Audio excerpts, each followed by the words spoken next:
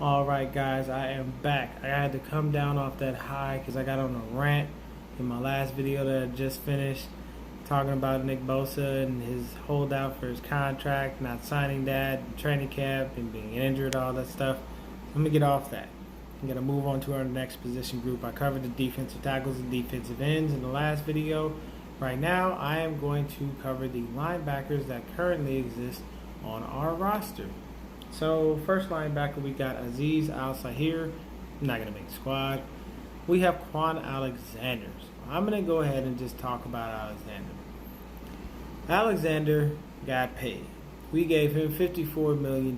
We knew he was coming off a damn ACL. Another injury signing by the great John Lynch. He loves injured players. It's just fantastic. Love him. Injured player. Let's give him a big paycheck. Quan Alexander didn't participate in OTAs. We have no timetable of when he's going to be ready. And that's pretty much it. Everybody says, oh, he brings enough swag to the team, and he's been great on the sidelines with the guys, and, telling us this and telling us that. Coaches don't get paid $54 million. I'm sorry. Psychologists ain't getting paid $54 million. And fucking cheerleaders don't get paid $54 million either. There's no disrespect to the dude. I don't know him. I'm not saying anything. I'm just telling y'all from a fan perspective. I don't think that the franchise was supposed to spend $54 million for a goddamn coach. Are you going to be ready for training camp? Are you going to be out there making plays? Do you know the playbook? Are you able to do anything besides talk to people and give them pointers? If that's the case, we could have hired Patrick Willis. I'd rather y'all had paid Patrick Willis, one of the greatest 49er linebackers ever. Possibly the greatest 49er linebacker we've ever had. I'd rather y'all had paid Patrick Willis $54 million to stand on the sideline and teach motherfuckers. If that's the case, that would make a hell of a lot more sense. Because Patrick Willis would at least have had a great impact on everybody.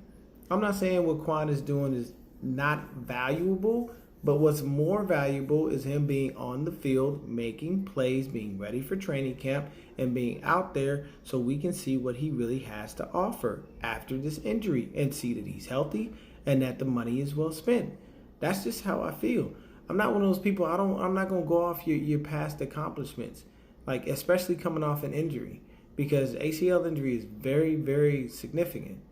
You know what I'm saying? There's a lot of things going on with that. So, period, point blank, I'm not going to ride high on this fucking Quan Alexander train until I see something. Y'all can be mad at me if you want, but I'm not going to be optimistic about a dude who's just been standing on the sidelines giving advice. It's a waste of time. Dee Ford got him from the Kansas City Chiefs, who traded a second-round pick in this year's upcoming draft. And by all means, Dee Ford's look great. Everybody says his get-off is nasty, so I have nothing bad to say.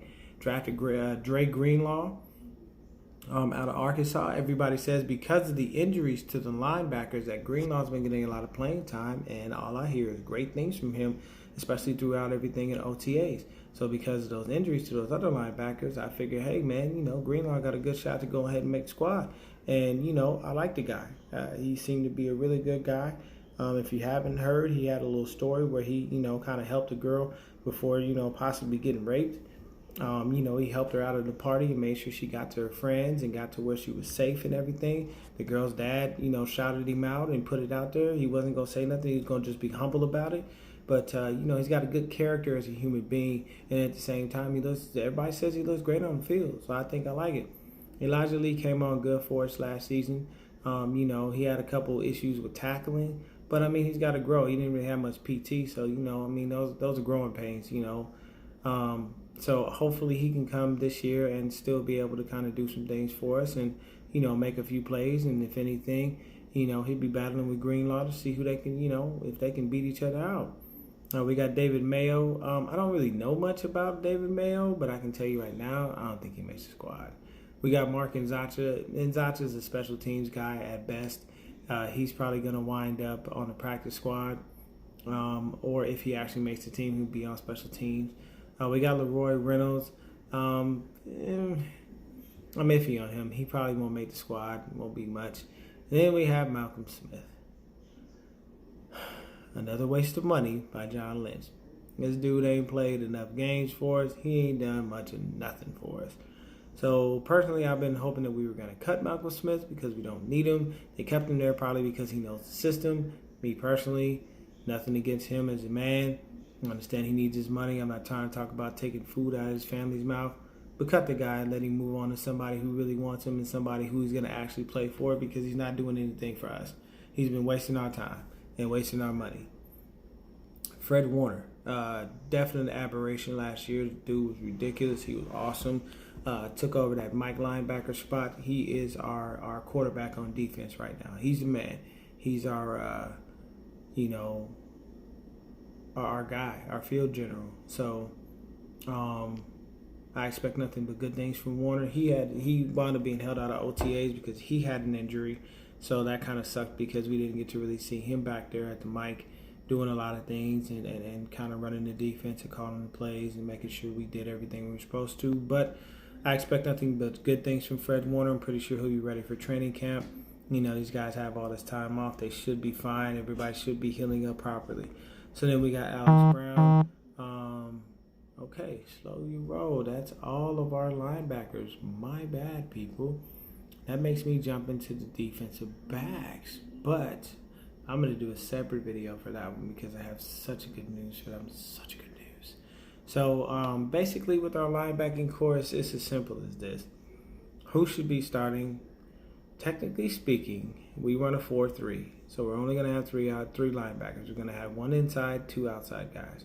To be honest with you, I say Fred Warner, Dre Greenlaw, and Quan Alexander. The reason I say this is because Malcolm Smith ain't been worth shit since he got with us and probably ain't going to be worth shit now. Nzacha, special teams guy, not really a starter. Elijah Lee had some tackling issues, but possibly, I see him making it as a serviceable backup. D Ford's going to be coming off the edge, you know what I'm saying? So they're probably looking, honestly, at Alexander, D Ford, and Fred Warner to be able to start as our, linebacking trio. But they're probably going to be lining D Ford up at defensive end here and there. So we'll see what happens. But honestly, the starting three linebackers are most likely going to be Quan, D Ford, and Fred Warner. Other than that, most of these other guys probably won't really make the squad. I see Greenlaw making the squad. I really do. I see him making a big push and making the squad because I feel like he's going to do really, really great. And he's going to be able to do some things that people are going to, not expect. But I am done with our linebackers. Like I said, y'all can be mad at me about my comments about Quan, period, point blank. Until you get on the field and show me something, I'm not about to jump on a gravy train. Same thing I said about Bosa in my last video. If you're injured and you didn't play, it is what it is. You should get on the field and show me something as a fan. I am a serious Niner faithful fan. And I am one of the people who has the most optimism out of anybody when it comes to things. But I'm not optimistic about the fact that John Lynch has fucked off so many picks and so much of our money on injured players that don't produce and didn't give us anything. The one signing that John Lynch has of an injured player that actually gave us some production was Richard Sherman. And there isn't anyone else that has been injured that he's given us that actually has done something, because we don't know what we're going to get from Kentavious Street because he sat on the sidelines all last year. And we drafted him with a third-round pick. Hell, we drafted a punter, number 4, in the 4th round. So, I mean, it is what it is. But I'm going to jump on this next video and go ahead and move on to our defensive backs. And that's pretty much it for the linebackers. You know what I'm saying? Like I said, it's probably going to be Quan, D Ford, and Fred Warner. Hoping we can at least keep Dre Greenlaw, Elijah Lee, and, go from there. Don't need Malcolm Smith. He ain't been doing nothing. They ain't going to do nothing. That's the truth.